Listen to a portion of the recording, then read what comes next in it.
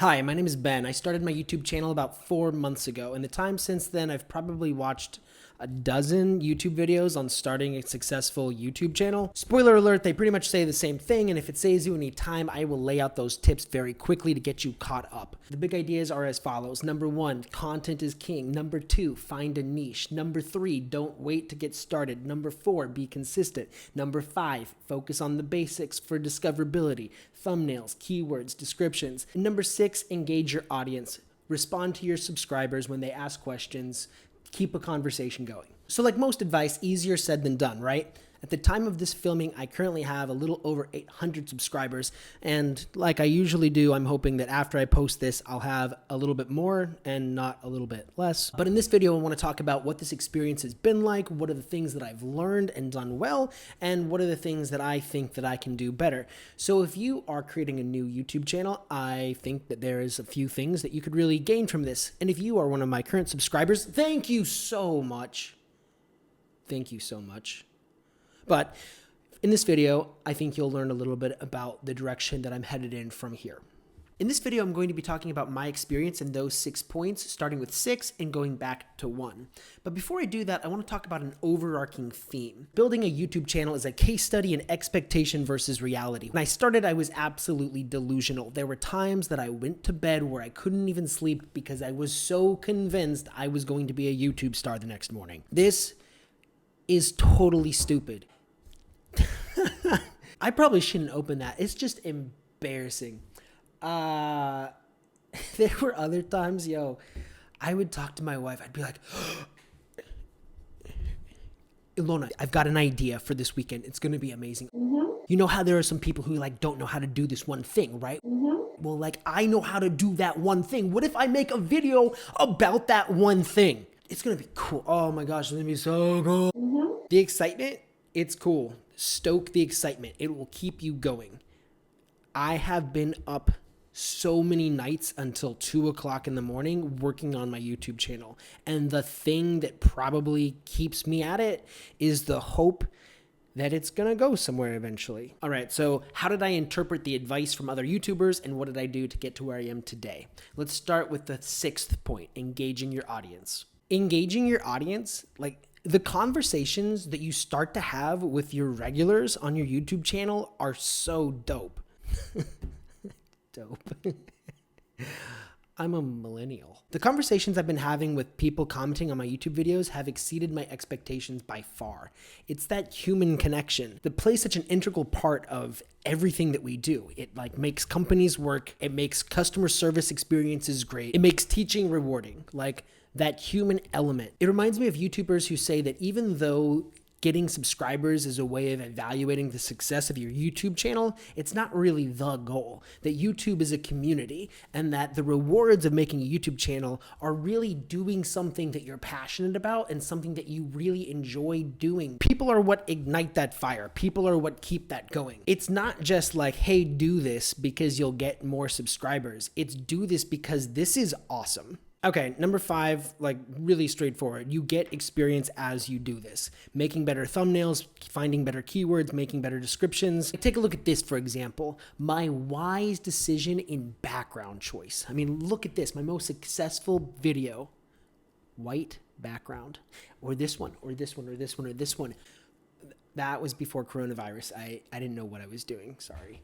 All white backgrounds. Stroke of brilliance, right? I know.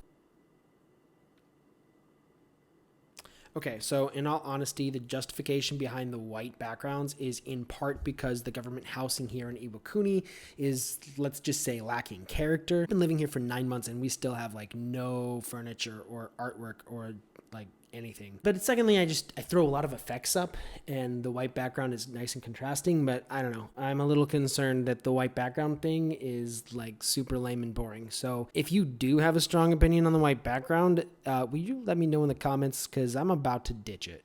I might just film in my kitchen. Number 4, about consistency. You'll hear people say it's a marathon and not a sprint.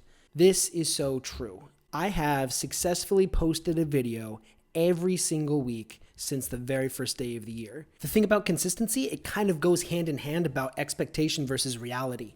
You really don't know which videos are going to be successful and which ones are going to flop. You just have to be creating all the time. And then of course there's the lessons that you learn from the experience and just the effect of pushing yourself every single week to continue to produce and how you get better through practice. And number 3, about getting started and not waiting, same thing. Getting started is the way that you get started.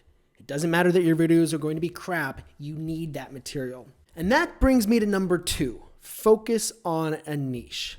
And this happens to be the point where I struggle the most. And it's also really the meat of what I need to discuss in this video, because finding a niche, like everything else, didn't go the way that I expected. Here's where I want to tell a little story. I'm an entrepreneur. I'm a co-founder of a company called Mastery Portfolio. It's very exciting. We're like an ed tech company. We were established in November of 2019. While all of this was going on, I decided I need to read some books about starting businesses and like being an entrepreneur and being a manager and all of this other stuff.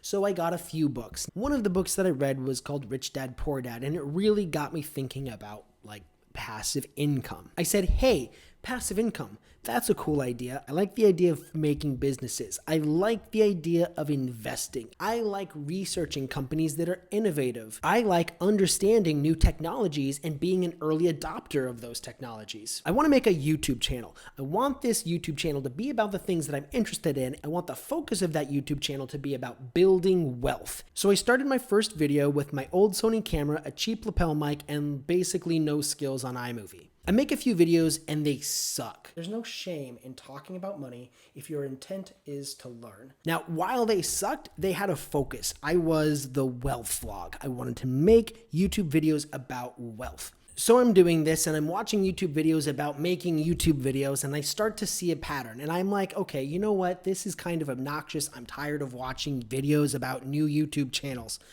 And I decided to make a parody which totally breaks from my wealth focus, but I was willing to try it because I thought it was hilarious. First and foremost, something I've heard over and over again. On YouTube, content is king. After breaking from my niche and watching more videos about how to make a YouTube channel, I realized that one way to monetize a YouTube channel is to make reviews about product. Now I'm thinking, all right, well, I'm building wealth and I have this startup that does education. I should make some videos about education. No one watches them. No one cares. Like they have 10 views. Now I've like 3 times lost focus on my original niche and then something crazy happens. 100 views a day, 200 views a day, 1,000, 2,000 views a day. People like this Tesla video. I have to drop everything and make a response to these comments. And I make another video about Tesla, followed by another video about Tesla. You know what? I don't have a niche. I make videos about whatever I want. I'm gonna make another video about coronavirus education. I have done a video any way the wind pulls me. Tesla, customer service, education. All right, so here's the point. This whole thing of like, yeah, I just live in the moment. Dude, I go where the wind takes me. And like, I'm so connected with my audience. And they're just like, dude, you tell a story. And then I'm like, here's another story, dude. That thing is not working. It feels connected and like you're in the moment and you're listening to your audience. People who make YouTube videos about making a successful channel are correct. That is not a way to make a YouTube channel. Niche down. Pick a topic, stick with it. That being said, I need to focus on what my channel is about. And I really think that my channel is about building wealth. It is about innovation and it's about stories. Those things are involved in building wealth. But I have some things going on in my life right now about the company and about some of my other projects on the side that are really focused on building wealth and are things that I really want to share and talk about. So my next videos are going to be focused on that. It may sound like this has been a waste of time. Like I made countless videos that were totally irrelevant that no one wants to watch. That is a great way to go into number 1. Content is king.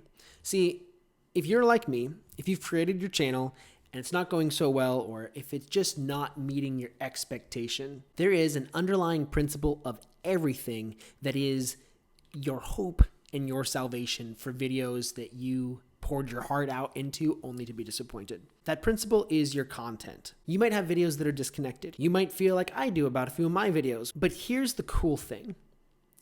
Throughout all of this, I have focused on making the best content I can. There are some videos that make a comeback later on.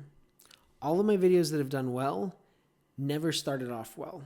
They often were discovered about a month after they were posted. Sometimes it just takes time. But if your content is good, at some point, somebody, maybe even somebody of influence, might stumble across it and decide they like it. And there's no telling where they'll take it from there. So keep stoking that fire, keep dreaming the dream, and keep creating. All right, guys, thanks for watching this video all the way to the end. That means a lot to me. Like I said, my name is Ben, and I have a YouTube channel about wealth and innovation and storytelling. They're in there. They're all like one little package. It's the package labeled me. I've got some really cool stuff coming up. I'm going to be sharing with you some of the projects I've been working on while I've been doing all of this. So check back. I still make videos every weekend, and definitely subscribe, because when you subscribe, a YouTuber finds their niche.